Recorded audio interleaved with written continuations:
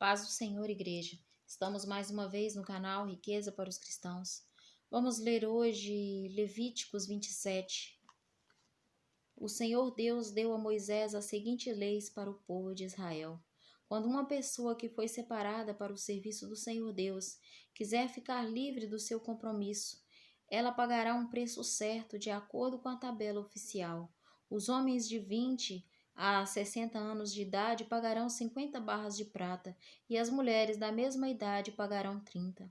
Os jovens de 5 e 20 anos de idade pagarão 20 barras de prata e as jovens pagarão 10. Os meninos de 1 mês e 5 anos pagarão 5 barras de prata e as meninas pagarão 3. Os homens de 60 anos para cima pagarão 15 barras de prata e as mulheres pagarão 10. Se a pessoa for pobre e não puder pagar a quantia marcada, ela irá falar com o sacerdote e ele cobrará o que a pessoa puder pagar. Quando alguém promete a Deus, o Senhor, um animal que pode ser oferecido em sacrifício, esse animal é considerado sagrado e não poderá ser trocado por outro, seja melhor ou pior.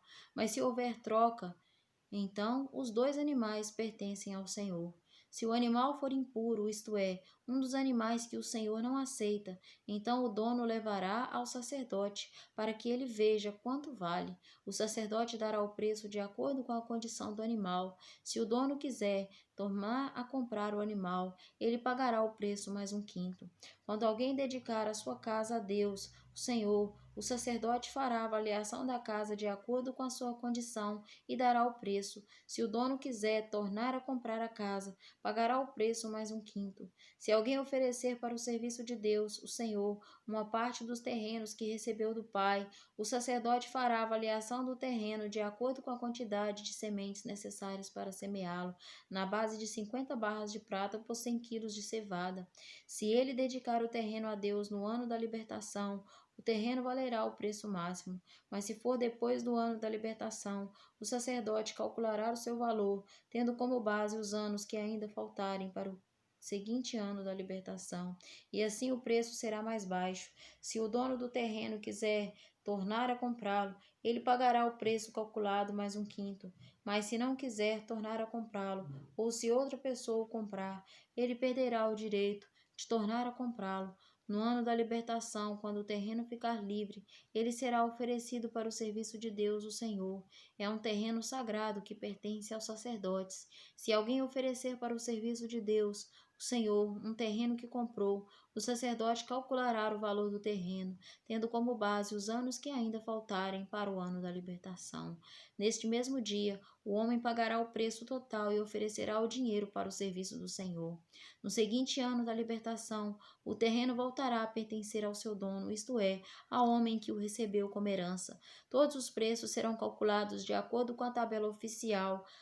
A barra padrão, o ciclo vale 20 geras.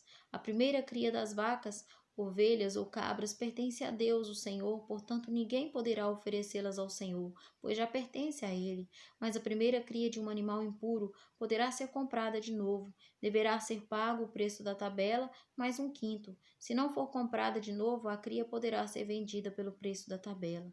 Ninguém poderá vender ou tornar a comprar uma coisa, seja pessoa, animal, terreno, que tiver sido dedicada para ser usada somente no serviço de Deus, o Senhor. É uma coisa grande, é uma coisa sagrada e pertence completamente ao Senhor.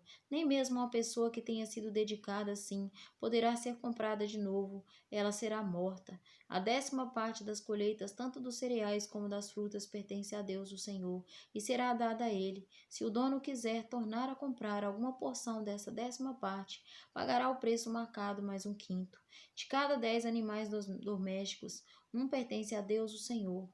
Quando o dono contar o seu gado e as suas ovelhas e cabras, cada 10º animal pertencerá ao Senhor, qualquer que seja a condição do animal. O dono não poderá trocar um animal por outro, mas se houver troca, então os dois animais pertencem ao Senhor e não poderão ser comprados de novo.